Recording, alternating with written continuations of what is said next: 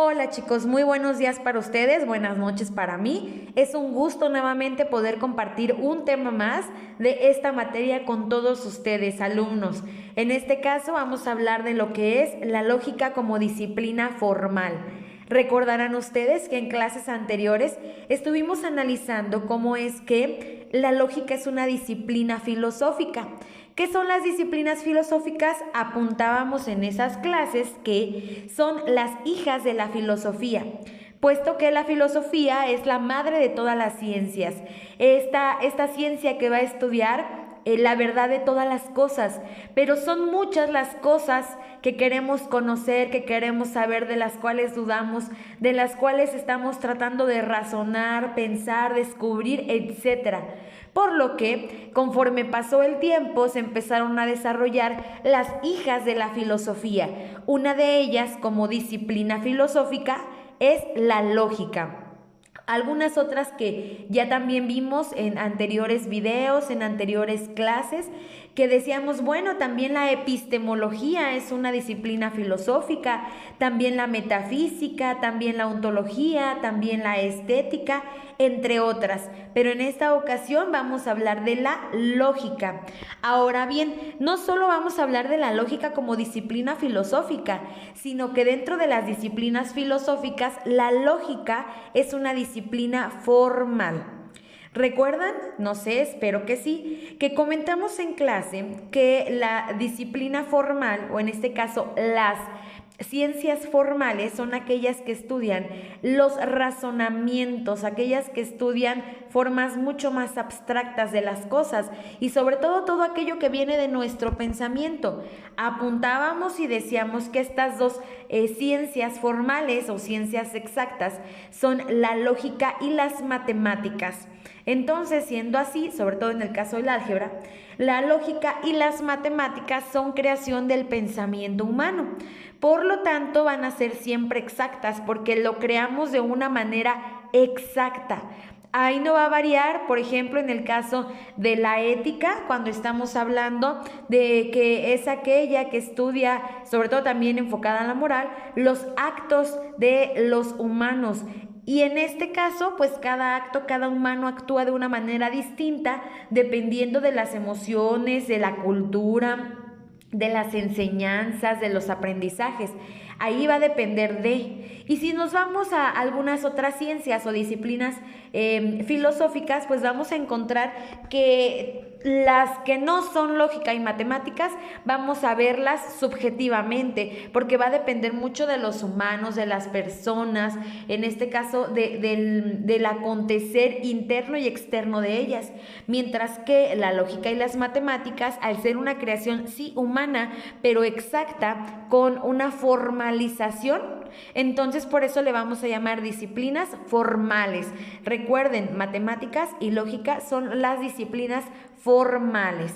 Bien, vamos entonces a adentrarnos al tema donde vamos a ver un poquito de lo que es esta caracterización y vamos a ver por qué la lógica es una disciplina filosófica, como ustedes lo están viendo en pantalla, hija de la filosofía.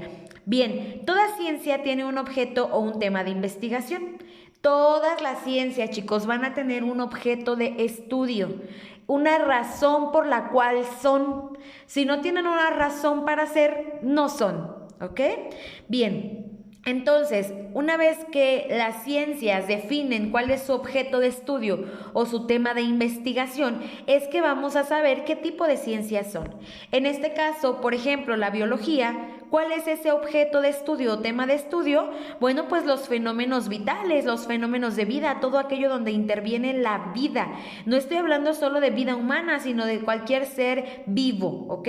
Entonces, pues estará analizando plantas, estará analizando animales, estará analizando también humanos, todo aquel fenómeno donde interviene la vida.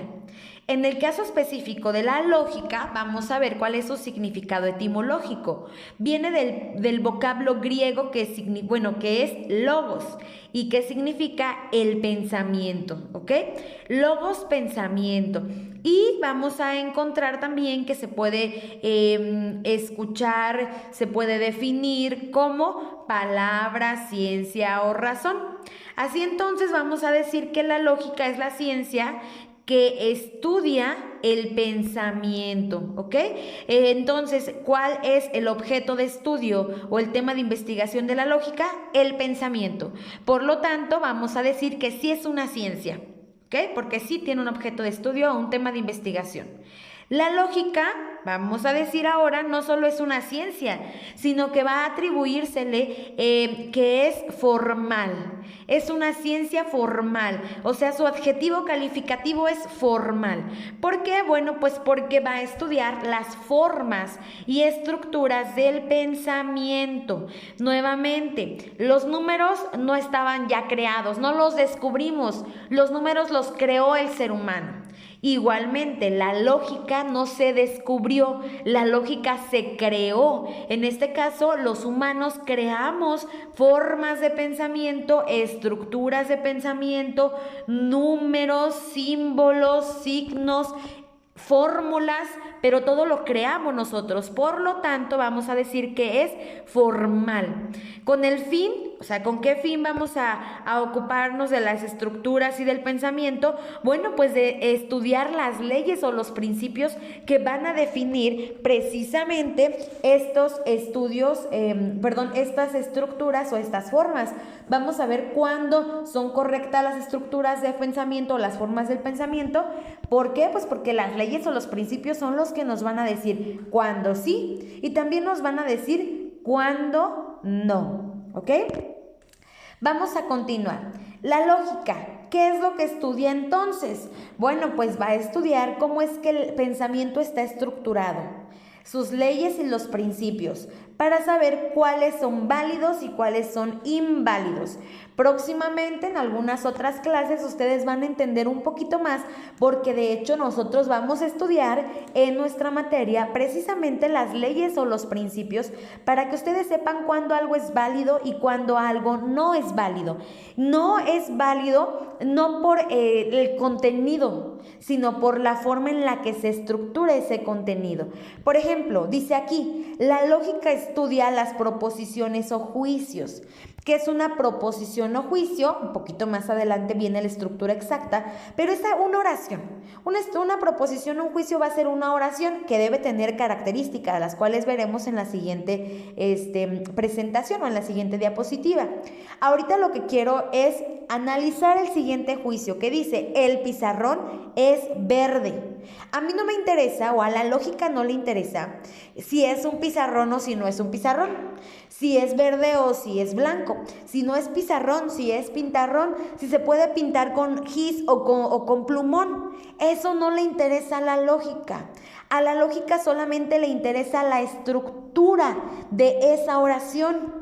Si es correcto poner el pizarrón, luego poner es y luego poner verde, más no el color, la forma, nada. Simplemente lo que le interesa es la estructura de esa oración, no lo que la oración dice, ¿ok? Entonces, pues como ya veníamos viendo, tanto las matemáticas como la lógica son ciencias formales, porque manejamos formas, por eso viene de formales. ¿Qué formas? Cuando decimos suma vamos a tener un símbolo específico. Si decimos resta vamos a tener un símbolo de resta. Entonces tiene símbolos, tiene conceptos, tiene juicios, tiene razonamientos. Las sumas y los símbolos son matemáticos. Los conceptos, juicios y razonamientos son lógicos, que en eso se va a basar toda nuestra materia. Ahora bien, la lógica tiene como tarea construir lenguajes formales.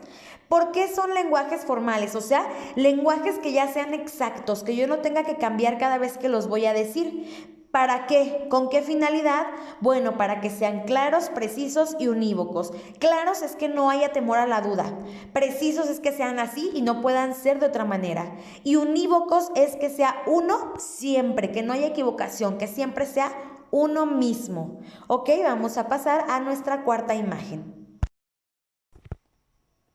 Vamos entonces a continuar, ahora sí con lo que ya les estaba prometiendo, de la estructura de un juicio. Como les decía, a mí no me interesa si el pizarrón es verde o es naranja o es blanco o es negro. Simplemente quiero ver si la oración el pizarrón es verde está lógicamente correcta, si es lógicamente válida.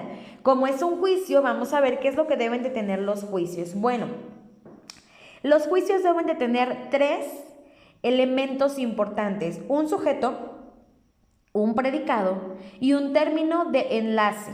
Por ejemplo, el sujeto es del que se habla. El predicado es lo que se le atribuye a ese sujeto. El término de enlace es presentado por el verbo ser y también se le conoce como nombre cópula. A ese término de enlace también lo vamos a encontrar en algunos libros como nombre cópula. Es ese término que va a enlazar al sujeto y al predicado. Ahora vamos a poner un ejemplo. El sujeto es Venus, el predicado un planeta, ¿ok? Y entonces el término de enlace es, valga la redundancia, es. Entonces, Venus, sujeto, un planeta, predicado. Es el nombre cópula o un término de enlace. Como ven, aquí ya tenemos la oración compuesta. A esto ya no le vamos a llamar una oración. En nuestra materia de hoy en adelante le vamos a llamar un juicio, ¿ok? Porque tiene sujeto, porque tiene término de enlace y porque tiene predicado. Entonces cumple con las características para hacer un juicio. Ok, vamos entonces a continuar. En este caso, para representar a los juicios de manera abstracta se hace lo siguiente. Primero les explico qué significa de manera abstracta. Bueno, pues resulta, chicos, que, como les decía, a la lógica no le interesa el contenido, sino la forma en que se estructura el juicio. Por lo tanto, vamos a tratar de hacerlo con una fórmula, como las que tienen en matemáticas, como las que tienen en química, etc.